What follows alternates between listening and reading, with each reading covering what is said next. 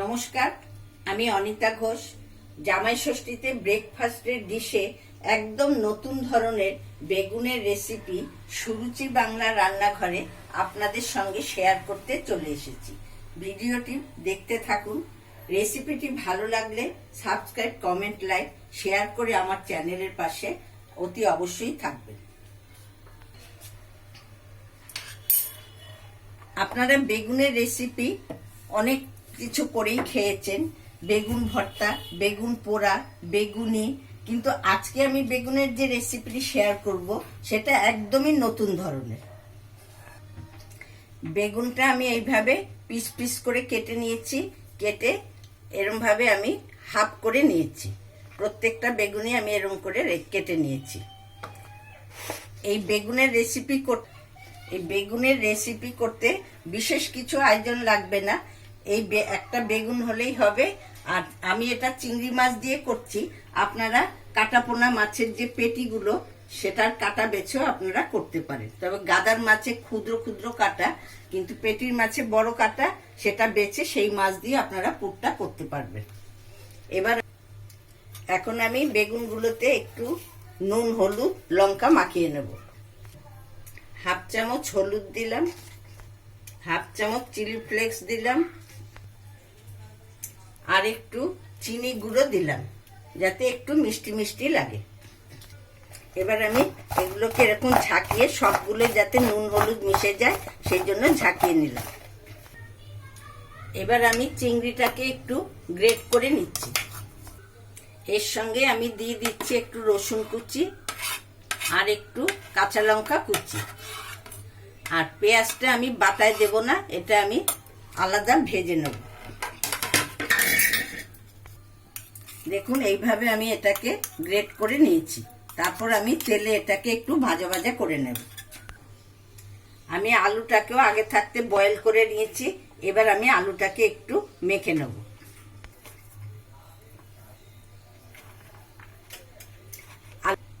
আলুটাকে আমি মেখে নিলাম।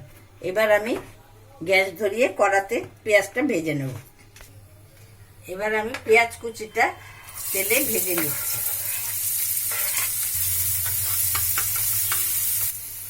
এবার আমি যে চিংড়ি কটা টুকরো করে রেখেছিলাম সেটাও দিয়ে দিচ্ছি।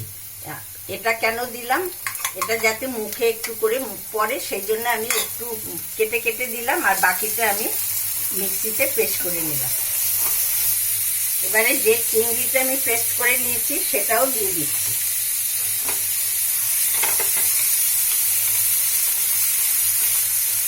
এবার আমি এতে একটু হাফ চামচ হলুদ দিলাম, হাফ চামচ চিলি ফ্লেক্স দিলাম।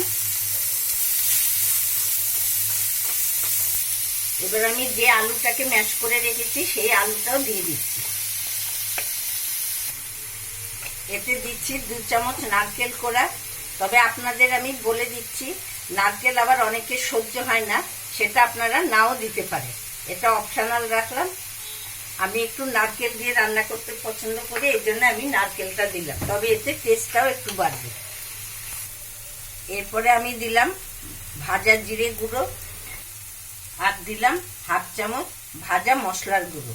এতে দেওয়া আছে জিরে, ধনে, শুকনো লঙ্কা, ছোট এলাচ, দারচিনি, এইসব দিয়ে আমি মশলাটা আগে থাকতেই করে রেখেছি। এরপরে আমি দিচ্ছি লবণ। লবণটা আমি পরে দিলাম, যে পরিমাণটা কেমন বুঝে সেই বুঝে আমি লবণটা এখন দিয়ে দিচ্ছি। আর সামান্য একটু চিনি গুঁড়ো দিলাম। এটা আপনারা যে যেমন ভালোবাসবেন সেইভাবে চিনি গুঁড়োটা দেবেন। আমি আদা গুঁড়োটা দিতে ভুলে গেছিলাম, এখন আমি আদা গুঁড়োটা দিয়ে দিচ্ছি। আপনারা বাটাও দিতে পারেন, আমি গুঁড়ো ব্যবহার করছি কেননা লাস্টে দিচ্ছি এই জন্য। পুর আমার রেডি হয়ে গেছে। এবার আমি পুরটা বোলে ঢেলে নিচ্ছি। এবার আমি আগে ব্যাটারটা গুলে নিচ্ছি। এতে দিলাম 3 চামচ বেসন, আর 2 চামচ দিলাম চালের গুঁড়ি। এতে ক্রিস্পি ভাবটা আসবে। এরপর দিচ্ছি সামান্য নুন, তারপর দিচ্ছি হাফ চামচ চিলি ফ্লেক্স, 1 চামচ গরম মশলার গুঁড়ো। এবার আমি বেসনের সাথে যে মশলাগুলো দিয়েছি সব মিশিয়ে নিলাম। এবার আমি একটু একটু করে জল দিচ্ছি। ব্যাটারটা আমার রেডি হয়ে গেছে। এবার আমি বেগুনে পুরটা ভরে নিচ্ছি।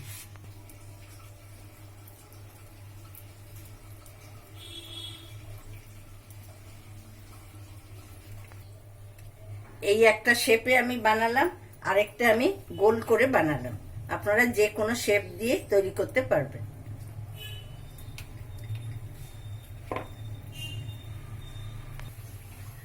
পুরটা ভরার আগে আমি তেলটা আগে বসিয়ে দিলাম। তেলটা গরম হোক, সেই ফাঁকে আমি বাকি পুরগুলো ভরে নেব।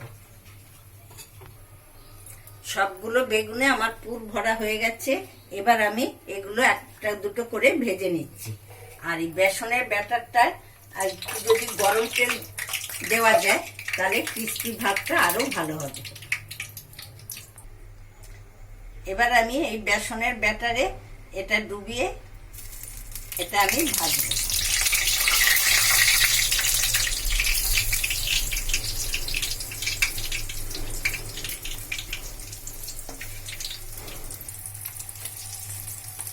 দেখুন কেমন ব্রাউন ব্রাউন কালার হয়ে আসছে।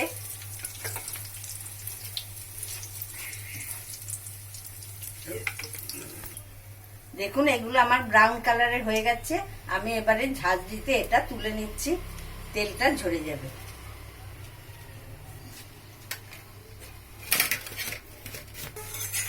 বাকি বেগুনগুলো আমি ভেজে নিলাম। দেখুন দেখতে কত সুন্দর হয়েছে, খেতে লোভ হচ্ছে তো। এইভাবে যদি একবার কষ্ট করে হলেও বানিয়ে খেয়ে দেখেন তাহলে আপনারা আর অন্য রেসিপি খেতেই চাইবেন না। ক্রিস্পি বেগুনের চপ আমার রেডি হয়ে গেছে। কি দেখে মনে হচ্ছে না করে বানিয়ে খাই? আজই বানিয়ে ফেলুন। রেসিপিটি কেমন লাগলো কমেন্ট করে জানাতে ভুলবেন না। প্লিজ সাবস্ক্রাইব, লাইক, শেয়ার করে আমার চ্যানেলের পাশে থাকবেন। আজ আমি এখানেই আসছি। আবার আমি আরেকটি নতুন রেসিপি নিয়ে আপনাদের সামনে হাজির হয়ে যাব।